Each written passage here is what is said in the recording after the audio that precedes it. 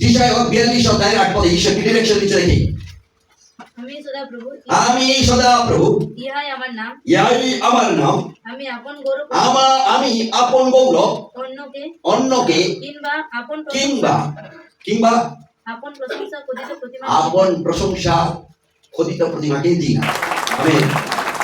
Very strict. আপনি যখন মকর সংক্রান্তির কথা বলছেন, ওই উৎসব এটা একটা ধর্মীয় আচরণ, এবারে কে প্রশংসা হচ্ছে? মকর সংক্রান্তির যিনি গুরু। আপনি পূজা মণ্ডপে যাচ্ছেন, মণ্ডপ দেখতে, কি দেখতে? মানুষের হাতে তৈরি করা কিছু দেখতে যাচ্ছেন, বলবেন কি কি সুন্দর একটা পূজা মণ্ডপ হয়েছে, দারুণ দেখতে। কে প্রশংসা পেল? 42 অধ্যায় যিশায়া 8 পদে ঈশ্বর পেল। আপনি ধরে যাক মন্দিরে গেলেন, সেখানে অনেক কিছু ভালো ভালো জিনিস দেখলেন, লোকের কাছে, আপনার কাছে, আপনার নিজেদের লোকদের কাছে বলতে আরম্ভ করলেন, কে প্রশংসা পেল?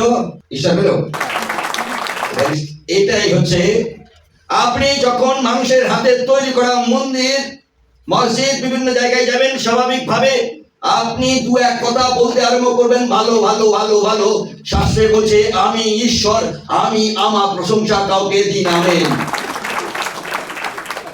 It's not a healthy practice. It's not a spiritual practice. কারণ আপনি আপনার ঈশ্বরের জায়গায়, সদাপ্রভু বলছেন, আমার জায়গায় কেউ প্রশংসা পাক আমি দেব না। আমি শাস্ত্রে ঈশ্বর বলছে, আমি প্রধানিত ঈশ্বর, আমি ঈশ্বরান্বিত ঈশ্বর, আমার জায়গায় কেউ প্রশংসা পাক আমি চাই না। আপনার এই বিশেষ অর্গানাইজ উদ্দেশ্য একটাই, এই উদ্দেশ্যে যে কোনো বিশ্বাসী যদি মনে করে, অথবা কেউ বলে যদি আমার বাচ্চা যদি হয়, আমি কোনোদিন বাবু এক জায়গায় রাখবো না। আপনার বাচ্চাকে আপনি বলেন, আপনি তো বাবা মা বেঁচে আছেন, আপনাকে আমাকে প্রার্থনা করতে হবে, যদি যেদিন ছাড়বেন, আপনি যেদিন মরবেন সেদিন ছেড়ে দিয়ে যাবেন। কারণ এখানে ঈশ্বরের জায়গা, ঈশ্বরকে চিনবে, না চিনলেও আমরা বলতে থাকবো। এটা আমাদের ঈশ্বর আশীর্বাদ করছে বলবার জন্য, কিন্তু জোর করে কাউকে ঈশ্বরকে পাইয়ে দেওয়া যায় না। তার তৃষ্ণা, ধন্য সেই ব্যক্তি যে তৃষ্ণার্থ, যে ক্ষুধার্থ। আপনি যখন ঠাকুর দেবতা দেখতে যান, কোনো না কোনো ভাবে বলবেন, এবং আমার ঈশ্বরের প্রশংসা আপনি দেবেন অন্যকে। আপনি যখন মানুষের গড়া মন্দিরে মন্দিরে ঘুরবেন, আপনি প্রশংসা দেবেন আপনার ঈশ্বরের নয়, ওই গড়া মন্দিরের দেবতাকে। সাবধান থাকা খুব জরুরি।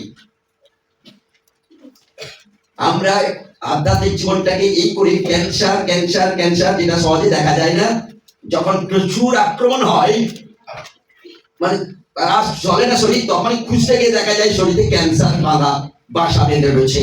আপনি 3rd stage, 4th stage, final stage, good bye. তখনই আপনি ঈশ্বরের কাছে এসে কান্নাকাটি করুন, আমার জন্য প্রার্থনা করুন, আমি কিছু করতে পারছি না। কারণ আপনার পরিবারকে আপনি জমা লাগিয়েছেন, তার জন্য তাই আপনি।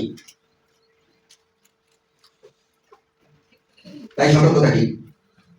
আমরা যারা বিশ্বাসী, আপনাদের পরিবারে যে সকল অবিশ্বাসী, তাদের কথাবার্তার সম্পর্কে বিষয়ে আপনিও সতর্ক হবেন। কেন্দুয়া জানেন? কেন্দুয়া মানে হচ্ছে আমাদের এইসব জায়গায় একটা হুড়াল নাকি বলে। আমি চোখে যাবো দেখিনি, যদিও দেখেছি, মনে হয় ম্যাচ করে উঠতে পারিনি। শিয়াল খায় কি মাংস? শিয়াল ভালো মাংস খায়, পচা মাংস খায়, কিন্তু ওই যে হুড়াল যেটাকে বলছে, সেটা কিন্তু পচা মাংস খায় না। আপনার ভেড়ার মধ্যেই সে থাকে, সে নিজেকে ভেড়া বলে পরিচয় দেয়, তারপরে ভেড়াটিকে তুলে নিয়ে করে উড়ে চলে যায়। সেটাই তাকে বলা হয় হুড়া। কেউ হুড়া যাই হোক। তাই এই রকম কেন্দুয়া থেকে আপনার পরিবারকে, আপনাকে, আপনার লোকদেরকে বাঁচাতে হবে।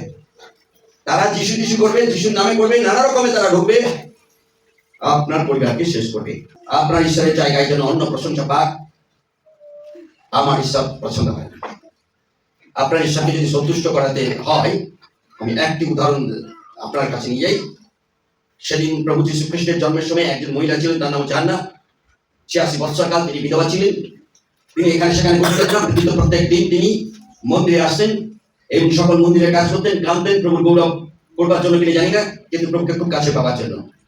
এবং তারপরে এই লাস্টে তিনি দেখলেন যে তিনি তার পরিত্রাণ দেখতে পেয়েছিলেন। সিমিয়ন বলছেন, আমি এখন খুশিতে মরতে চাই, কারণ আমি আমার পরিত্রাণকর্তাকে দেখতে পেয়েছি।